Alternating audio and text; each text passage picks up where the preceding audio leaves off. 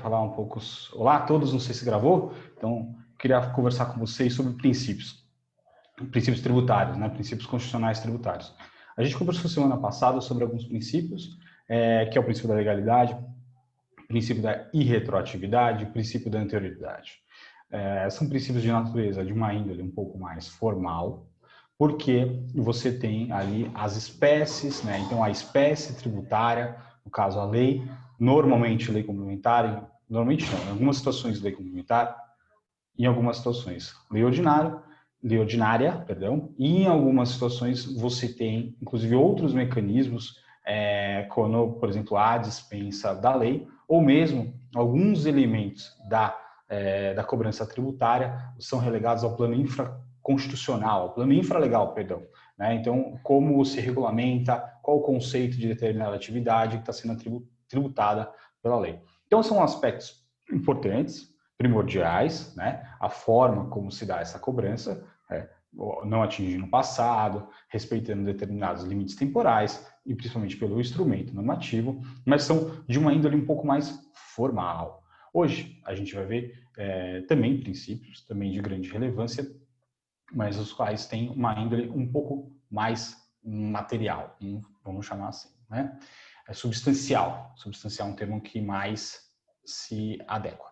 Aqui a gente pode então trazer, eu nem trouxe aqui, desculpa gente, vou tirar essa tela aqui. O artigo 145 da Constituição, ele vai falar a respeito da capacidade contributiva, vai falar que os impostos, sempre que possível, portanto, para primeiro, o 145 da Constituição, os impostos, sempre que possível, irão observar a capacidade contributiva dos contribuintes,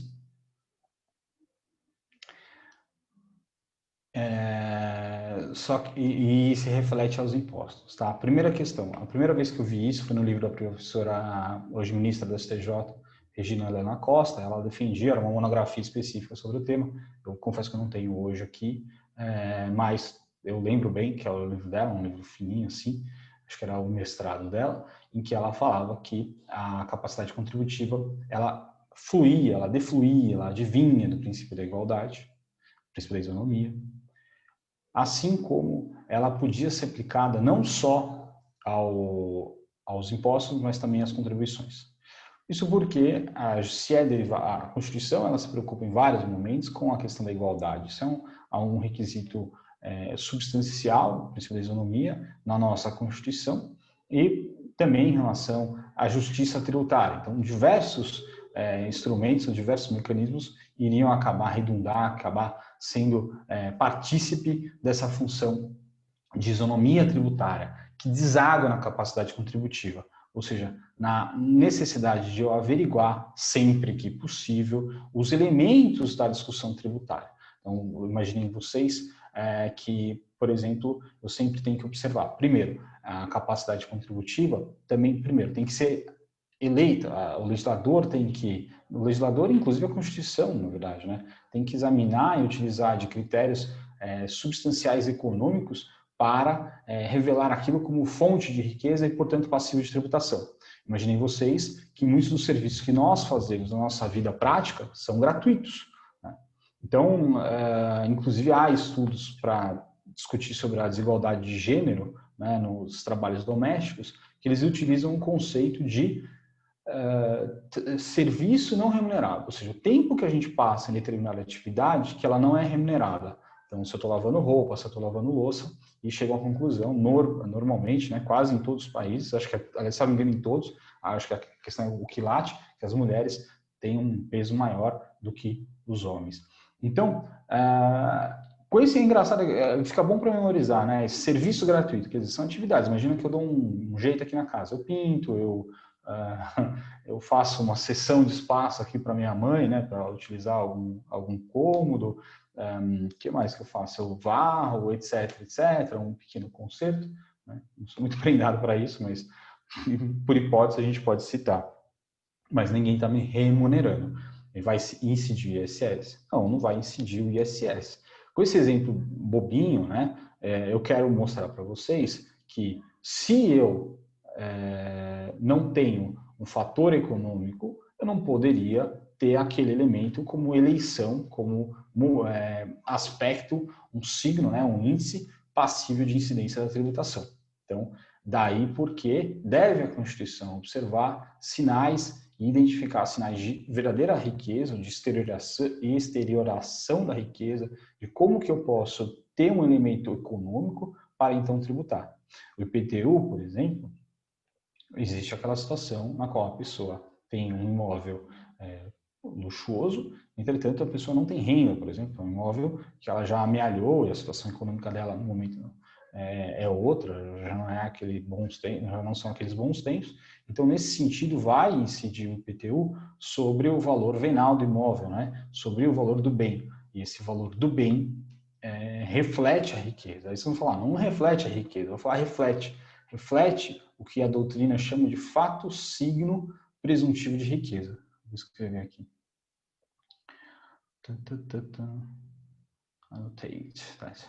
Fato signo presuntivo de riqueza, ou seja, o elemento que, em correlação com o tributo que está sendo vinculado, poderia ser denominado como o elemento que exterioriza a riqueza. Né? Então, gente, não estou conseguindo escrever aqui, não sei porquê. Mas é fato signo presuntivo de riqueza.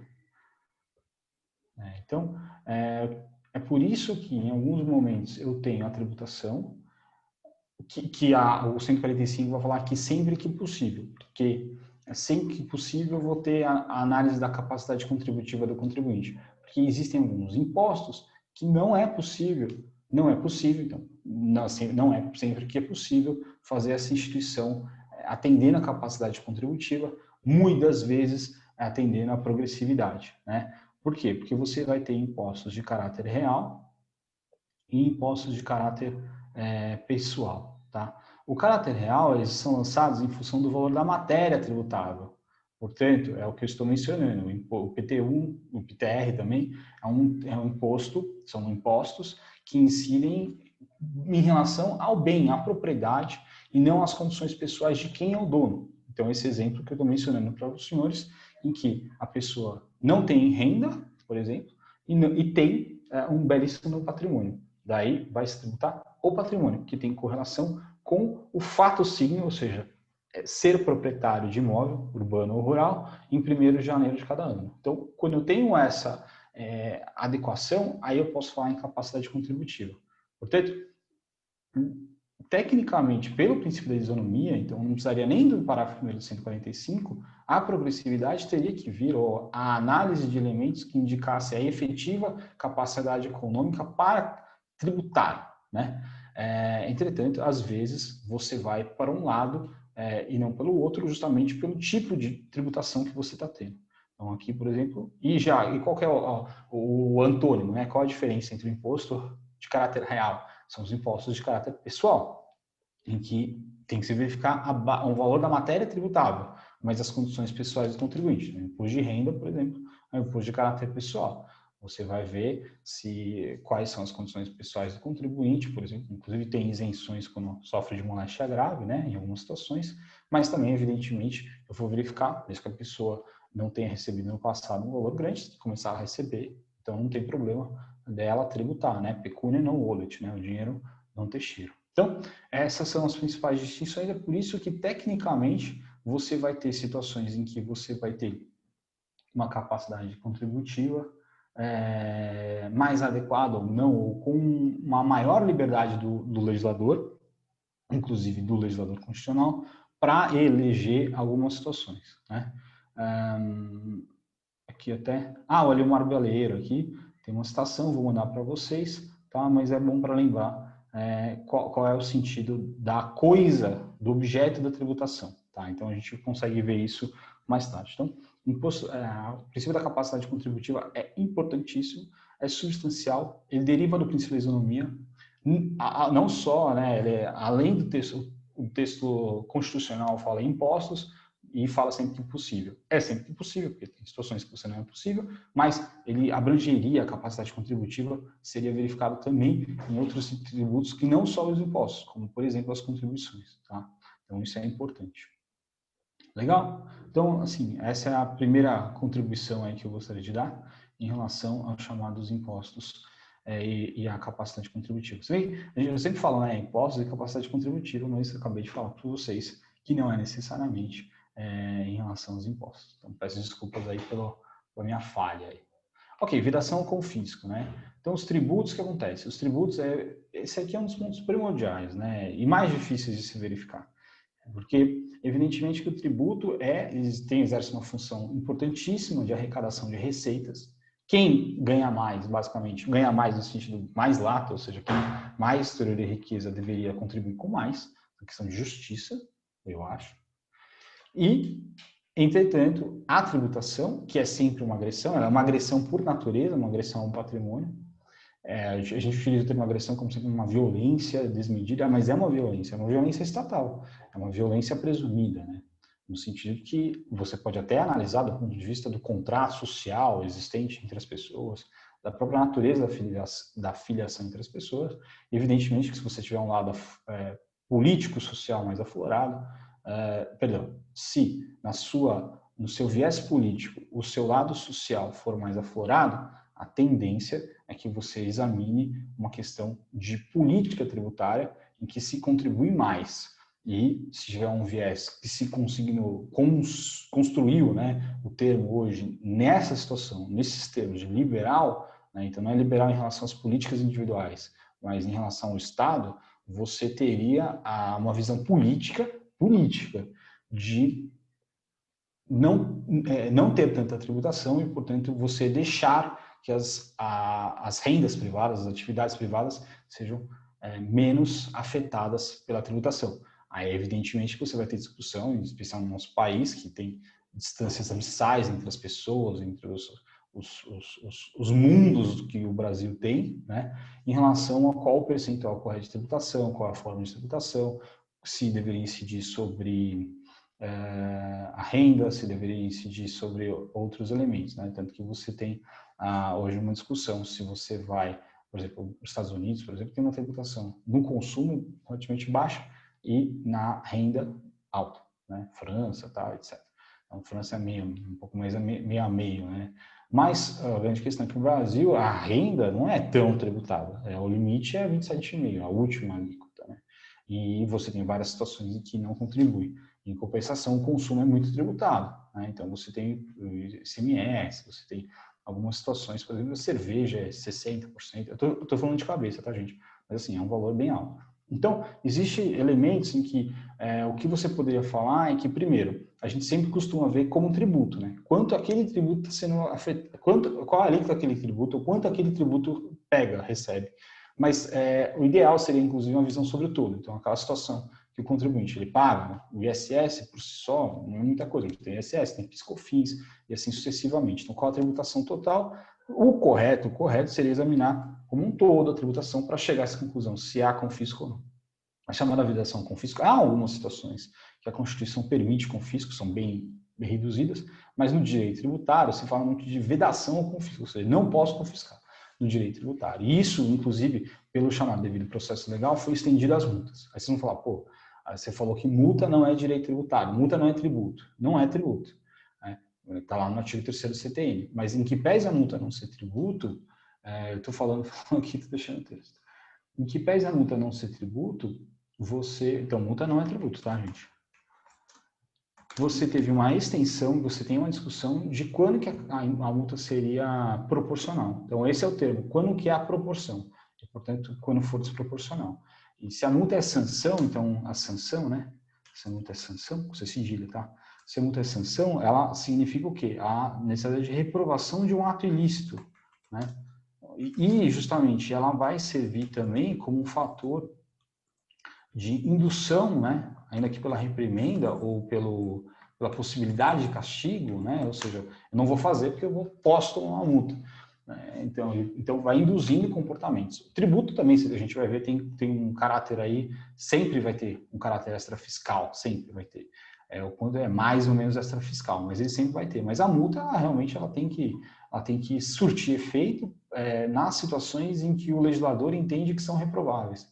Então, a mora, a entrega de uma declaração, você vai ter vários tipos de multa, cada um com patamar, e em algumas situações foi entendido que era desarrazoável. Normalmente, assim, esse é um tema de multa é meio difícil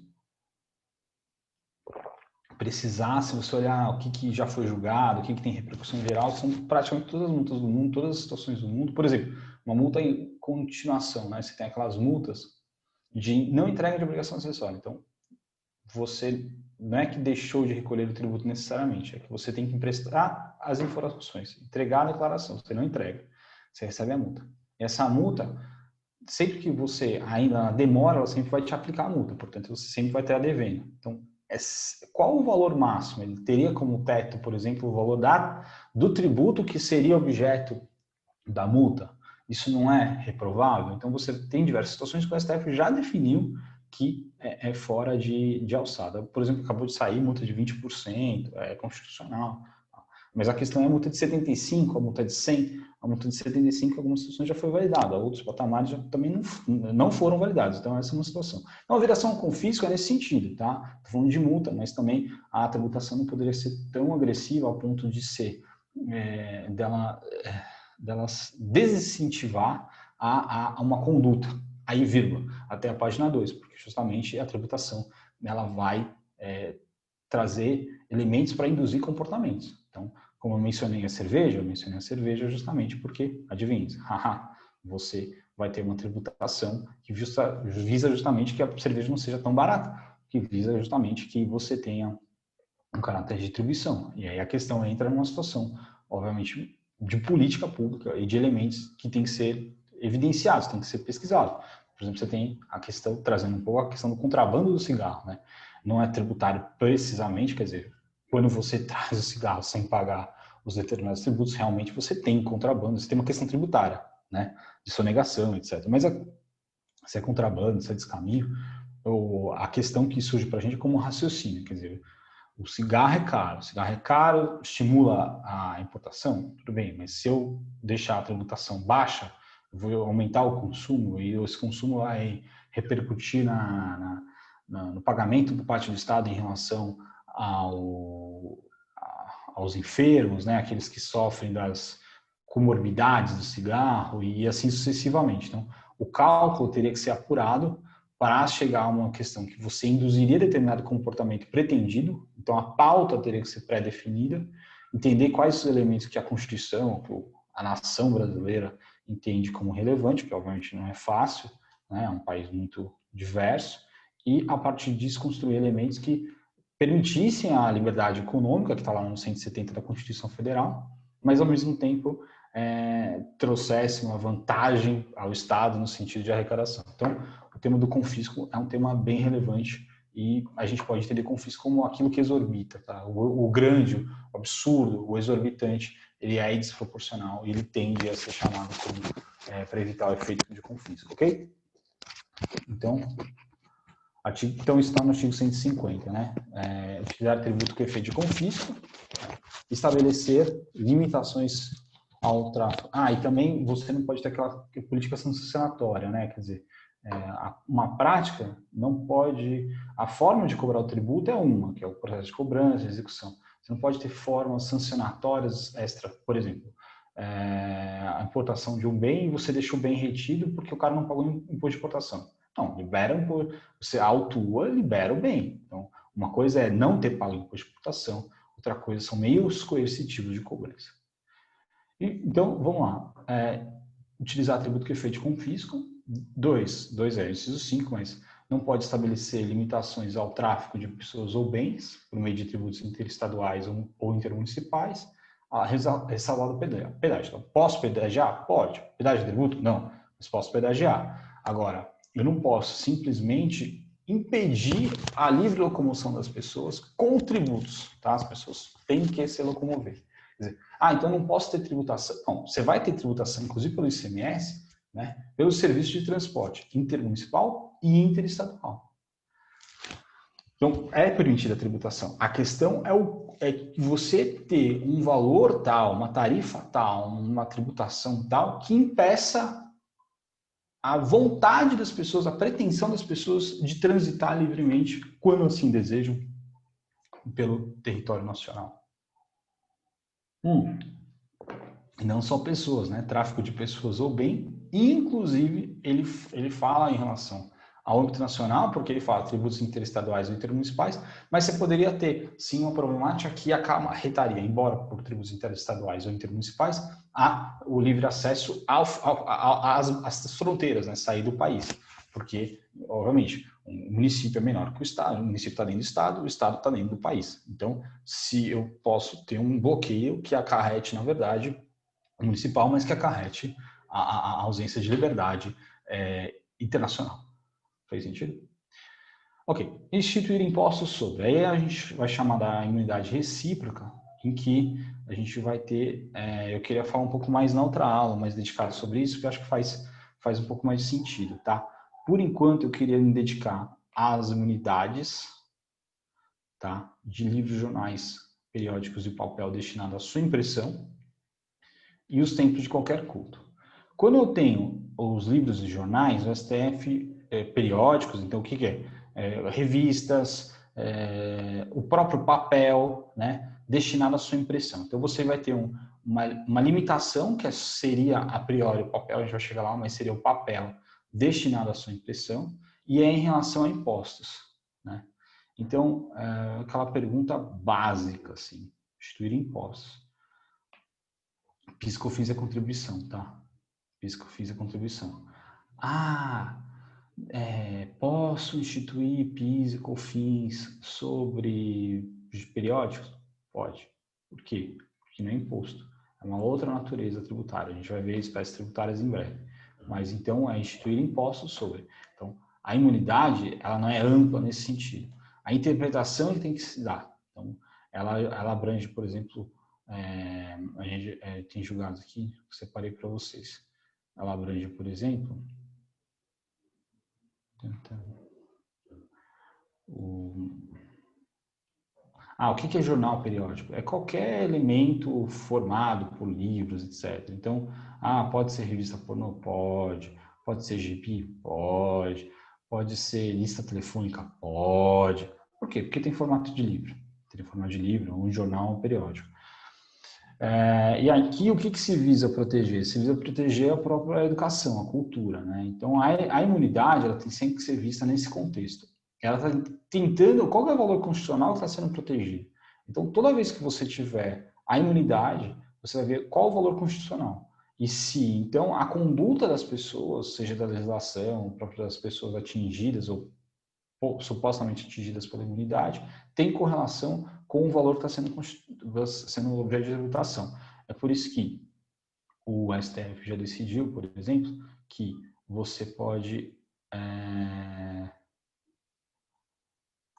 de livros, deixa eu ver, livros eletrônicos, incide a imunidade? Incide. Tá? Deixa eu deixar mais para baixo. Aqui, ó. Esse julgado tá bem legal, vou mandar para vocês, tá? Então, o que acontece? E já está trazendo aqui a necessidade de você avaliar qual que é a finalidade. Então, livro. Então, eu tenho que interpretar que é um livro físico. Mas, livro do Marcelo Solon, hein? Excelente. Livro, não. O livro eletrônico, ó, aqui, fazendo propaganda. O livro eletrônico, ele também tem a mesma finalidade. Ele é o e-reader, né? Ele é um leitor de livro. Então, ele é um livro. Em outro formato, mas um livro. Então, eu tenho educação e cultura. Tanto, aliás, que os livros que eu li para essa aula, que é o livro do professor Gilmar Mendes e o livro do professor Humberto Ávila, eu li aqui, né? Então, li toda nessa aula para vocês, então veja que acho que fez sentido em relação à cultura. De forma que o livro tem todo o aparato, tá? A imunidade que trata o artigo 150 alcança o livro digital, né? A imunidade alcança audiobook, audiolivro, né? E a teleologia, ou seja, finalidade, telos, fim, finalidade. Ok? Então, aqui esse entendimento que mostra bem amplo. Agora, olha só esse julgado recentíssimo, gente, olha, recentíssimo, separei para vocês. 29 de junho, ok? Divulgado em 5 de agosto de 2020. 2020, olha só que show, gente. Estamos trazendo para vocês as maiores novidades. É o seguinte, o ministro Barroso foi relator no STF, ele entendeu que, ok, audiobook, e-book, e os aparatos, né, suportes exclusivos para fixá-lo, vão estar embaixo da imunidade, né? Debaixo da imunidade, então, portanto, não vai tributar. Agora, em relação ao software, tá, educacional, ele não é livre, ele não se confunde com livro, físico ou eletrônico, portanto, não vai ser objeto de imunidade. Então, se tem dúvidas ali, é que eu sou parte, obviamente, direta no assunto, né? Mas se eu faço um software, esse software tem um conteúdo educacional. Então, hoje em dia, por exemplo, inclusive a faculdade fala muito do processo de aprendizado como algo contínuo, como ativo. Por isso que eu trago os dados para vocês, para a gente ver na prática como funciona. Então, se eu tenho um software, e ele fala, um software educacional, quer dizer, ele não está discutindo se o software é educacional ou não, ele é um software educacional. Ele está escrevendo, o software é educacional. E mesmo assim, ele não é um livro.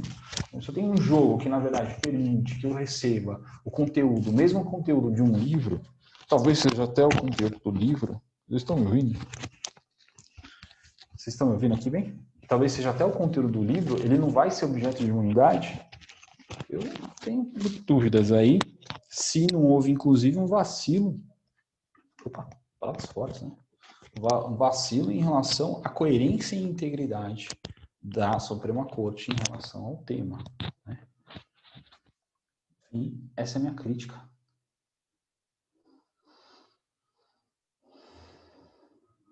Queria saber de vocês, o que vocês acham? Queria que vocês pensassem, meditassem sobre o assunto, é importante, tá? Imunidade também, esse mesmo raciocínio, está protegendo uma atividade, um assunto, um tema, em relação a templos de qualquer culto, tá? Então, a primeira questão, templo. Templo eu lembro de um edifício, alguma coisa assim, né? Uma coisa construída. Precisa ser necessariamente um templo, ou seja, essa figura física, palpável, etc, etc. Não.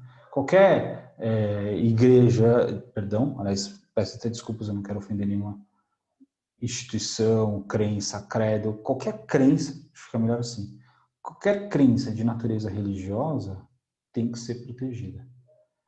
Tem que ser alvo de tutela do Estado, porque é o próprio exercício da fé das pessoas. Está ligado a algo íntimo, ao próprio âmago das pessoas. Então, tem que ser imune. Então, dentro dessa ótica aberta, ampla, você não precisa ter necessariamente a imunidade incidente apenas sobre o tempo, tá? Não é sobre o tempo, quer dizer, então é só o IPTU. Não. E eu tenho que ter um tempo. Não. É uma imunidade de impostos sobre tempos de qualquer culto. É assim que a gente tem que interpretar, né? Então, vamos lá trazer uns exemplos aqui para vocês. Exemplos reais, STF. Já é antigo isso, inclusive, tá? Quer dizer, o que o cara tinha aqui, né? Gente, hoje eu tô mal da caneta aqui, meu. Caramba. Vamos lá. Pátio interno da entidade. Eventual renda obtida pela instituição de assistência social. Eu sei, aqui é assistência social, tá? Desculpa, gente, mas é o mesmo raciocínio. Mediante cobrança de estacionamento de veículos, né? Mas ele vai para onde essa renda obtida? Ela vai para as atividades a entidade. Então, é assim que a gente tem que interpretar, certo? Se fosse, por exemplo, uma entidade religiosa, tem um estacionamento, cobra um ticket de entrada, etc., tem renda. Mas a questão é, para onde está indo essa renda? Se ela está indo para a atividade fim da entidade, associação protegida, e está mais que bem e tem que ser objeto de imunidade, ok?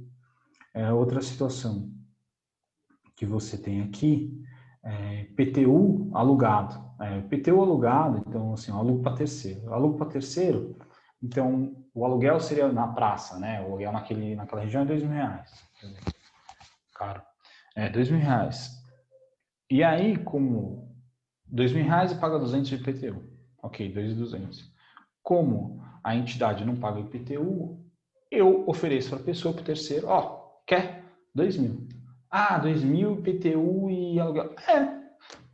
Pensa que é assim, filho, porque na prática, em vez de pagar 2.200, você paga 2.000. Então, você poderia pensar, então, quem está levando a vantagem ali é o terceiro, e portanto não incide. Mas não é. E, na verdade, quem vai pagar, no final das contas, o tributo, ou quem vai ter uma vantagem e, portanto, permitir a sua atividade fim, é a empresa. Quer dizer, ela pode muito bem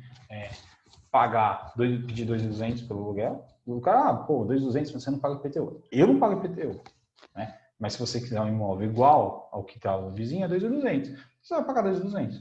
Então, ele vai receber 200 a mais, né? Porque ele não paga IPTU, aí a entidade, e, portanto, a unidade vai servir ao seu fim.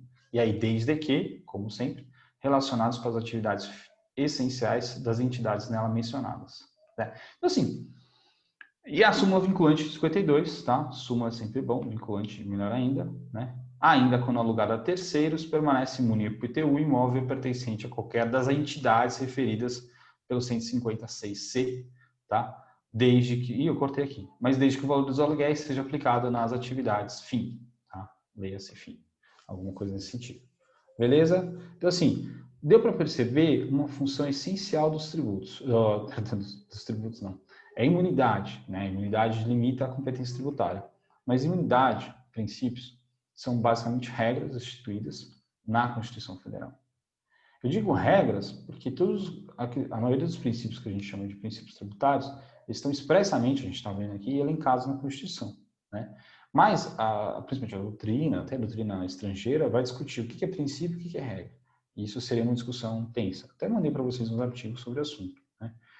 A gente vai continuar esse bate-papo daqui a pouco, mas assim, o que eu acho relevante? A gente vê qual que é a destinação, onde a norma quer chegar. Quando eu tenho regras, eu tenho uma aplicação que eles chamam de o tudo ou nada, né?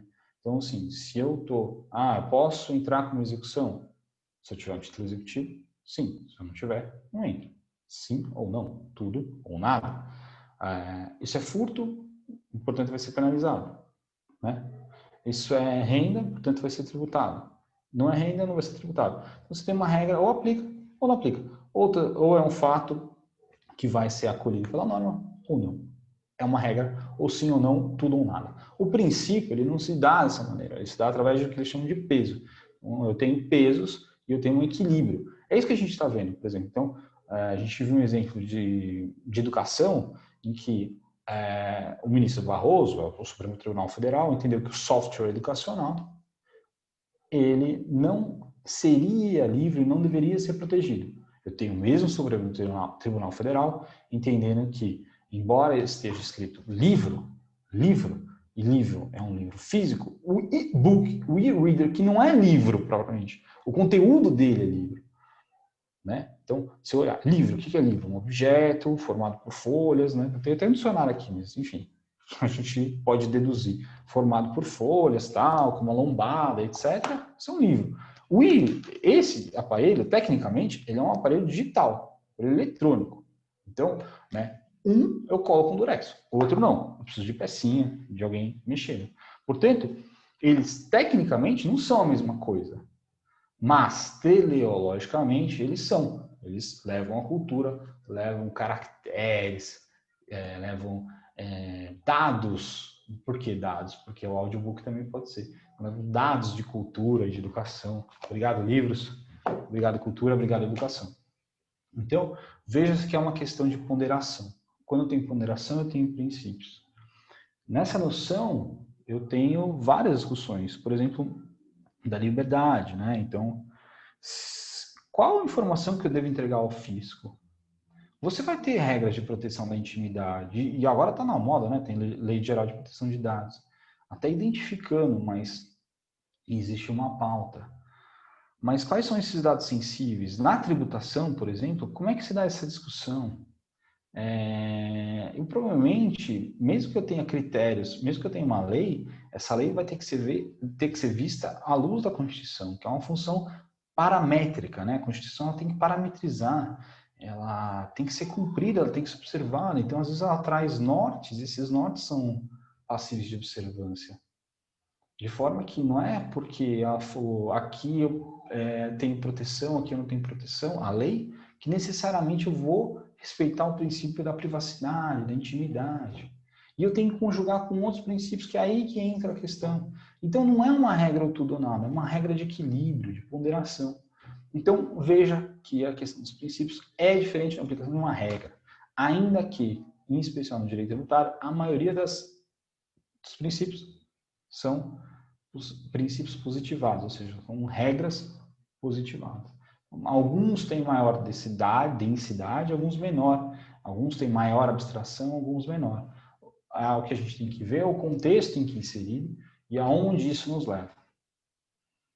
Com essas observações, eu encerro por aqui e aguardo vocês o mais breve possível para a gente tentar chegar aí a uma ponderação, a um equilíbrio e como que a gente vai estabelecer um raciocínio tributário daqui por diante, mais para frente. Ok? Então, queria primeiro fechar essa janela, né, se o Zoom permitir, e queria também agradecer a presença de todos e me despedir por aqui. A gente volta ainda com as discussões acerca de princípios tributários. Stop share. Olha só, Zoom. É tipo uma regra, né? Ou você clica ou você não clica. Obrigado. Então, na verdade, vejam que eu não estava com uma dificuldade técnica. Estava justamente tentando fazer com que vocês entendessem uma questão do direito. Muito obrigado.